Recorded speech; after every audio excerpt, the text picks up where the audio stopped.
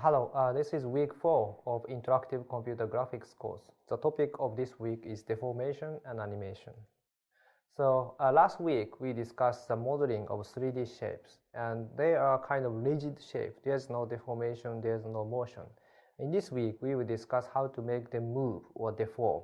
So one way is to change the pose of articulated character like this frog. And the other possibility is to deform object consisting of deformable objects like clothes or ropes or jellyfish and so on. And this, as you see, it's much more difficult because there's lots of more information there, the time sequence of vertical positions. And then we will discuss algorithm and user interface to control so many information. So these are the topics we discuss here. The first one is clothing manipulation, so putting garment on a character. And then next one is layer operations for controlling stacked cloths or ropes and so on. And then we will describe spatial keyframing technique to animate characters, and then also a procedural deformation technique for animating jellyfish and other worm and so on. And then finally we will describe a method to handle large motion capture database. The first one is clothing manipulations. So this is a work titled as Clothing Manipulation and published in 2002. The problem we wanted to address here is that cloth manipulation is difficult. So many people are working on cloth simulation, but I thought that not so many people are working on a manipulation or control of clothing.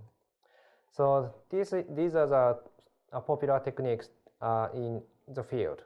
So one popular approach is to put rigid cloth pieces around the body and then start simulation, and then cloth will snap to the body.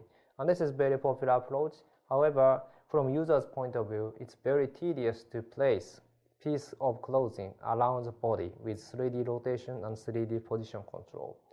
And the other popular demonstration is this kind of real-time simulation of cloth material, but from user interface point of view, it's like manipulating a handkerchief using a chopstick, and it's not very good for putting clothing on a character.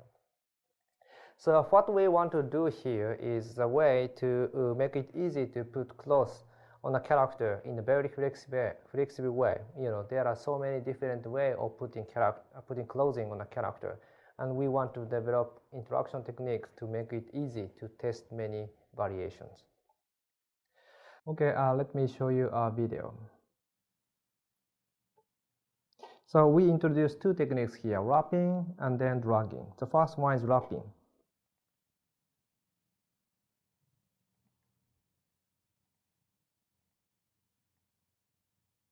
So here you have a 3D character here, and then we try to put clothing on this 3D character. And on the right hand, you have a garment editor, and then you design a garment here in the 2D pattern. So you design a 2D shape, and then put this garment onto this character. And as I said, typical approach to push and pull individual vertices around this 3D body, but it can be very time consuming and difficult. So approach is to use painting interface.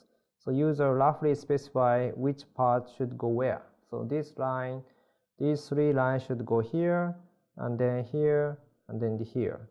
And then with this hint, system tries to put the clothing on the character so that these painted marks matches together.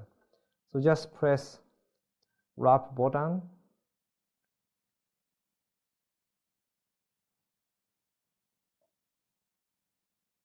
And then you will instantly get the final shape. And I think much more faster and efficient than standard dragging operations.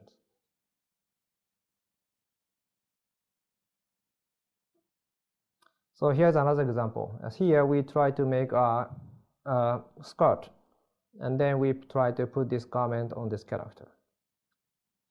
So you draw lines here,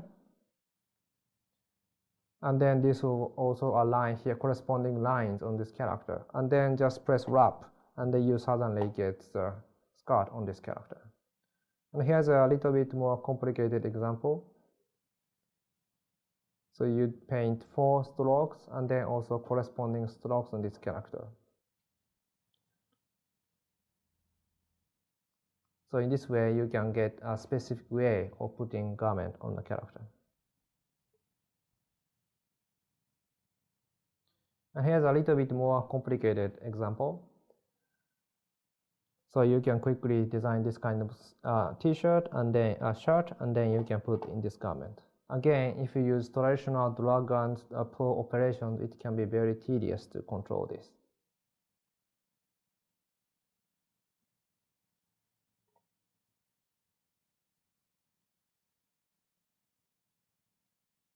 So this shows the algorithm. So instead of moving around the garment, the system actually grows a garment on this character. So next operation is surface dragging. After putting a garment on a character, you may want to relocate or adjust the positions, and this is a technique. Here's a basic idea. So typical dragging in a real-time cross simulation is just move single vertex and then rely on physics to move around the other vertices. However, this is not convenient for making a drastic, large motion around the body surface.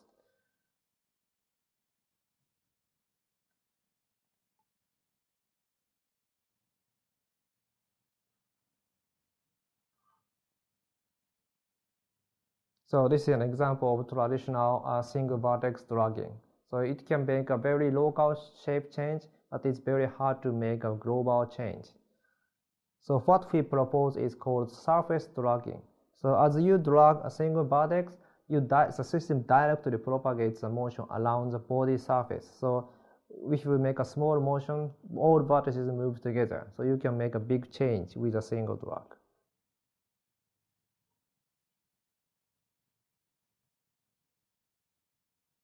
So here's an example. So you can easily up or down, or even you can rotate the skirt around the body surface. And this kind of dynamic fast motion is not possible with standard single vertex plus simulation method. So you can move this cloth around the body surface. And the system also takes care of the basic physics. So there's no penetration and then also some gravity effect. And you can get further control by putting push pins on the body surface. So you can put push pin and then you constrain the position. And after putting push pin, the location is fixed, and then you can get further control.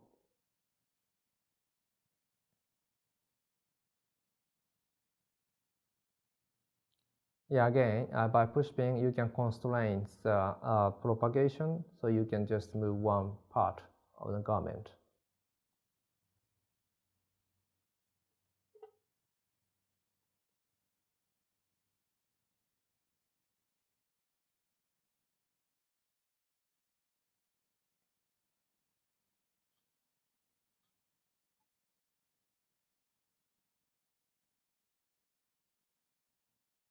You can also use the same painting interface for changing the position after putting the garment on a character.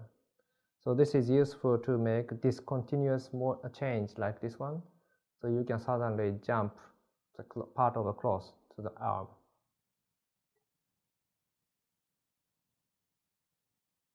So here's a couple of example 3D models created using the technique. So here's an octopus, mummy octopus. So you can put long garment cloth on an octopus. And again, I think this is very tedious to do using standard dragging operation.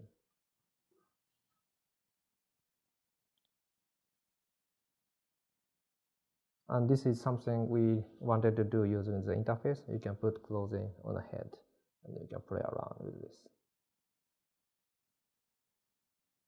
Okay, so that's the video. So as I said, what we propose is surface dragging. So traditional approach is single vertex dragging, or rigid dragging moves all the vertices into the same direction. But here, what we propose is propagation of moving vector around the body surface like this way. Okay, so let me briefly describe the implementation of these techniques, the wrapping and dragging.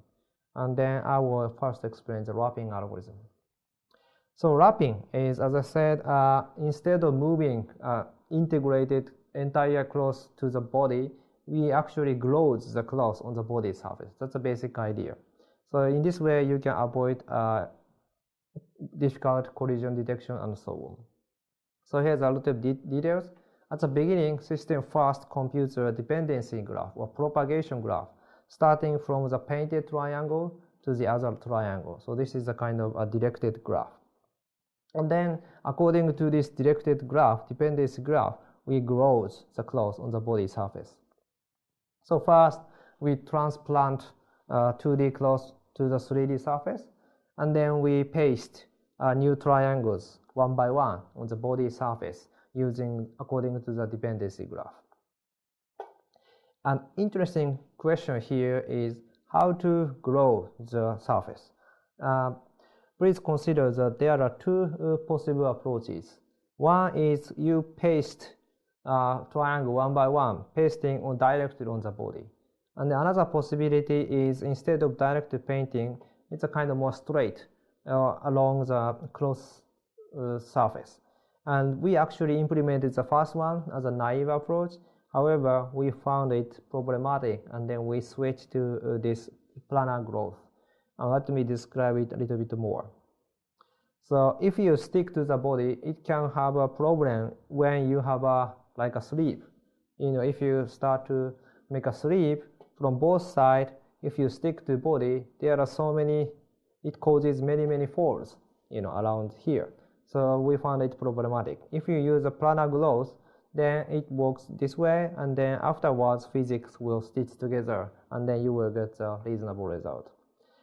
And here's another example. If you stick to body, then if you start growing here, it goes around the body, and it's not very desirable. So we decided to use planar growth for the wrapping. Okay, so now let me move on to dragging implementation. So as I said, dragging is to propagate the motion directly along the body, and then all the vertices move together along the body surface. And at the beginning, as soon as you click down and then start dragging, system first compute this again this dependency graph or propagation graph, starting from grabbed vertex and to the rest of the vertices. And then again, there are two possibilities. So one is propagate cloth along the cloth surface, and then as you see the vector, vector changes along the cloth surface. And then the other possibility is changes the vector direction according to the body surface. And we again tested both. And the initial naive approach was this changing vectors along the body cloth surface. However, it turned out to be very unstable because the shape changes all the time. However, if you switch to body-based propagation, body shape doesn't change, so it's very stable, and we found that this is much better. So in summary, in this video, we discussed clothing manipulation methods. So we introduced painting interface, so wrapping, and also dragging along the on-surface dragging. And for implementation, wrapping is achieved by gluing or pasting triangles one by one on the body surface. And for the dragging, we propagate the motion along the body surface. So to learn more, the technique itself is published as clothing manipulation. And if you want to know more about cloth simulation, there are so many information, but I just want to point to a very famous good paper called Large Steps in Cloth Simulation. This is a little bit old paper, but I think still very popular and a good starting point for further study. Thank you.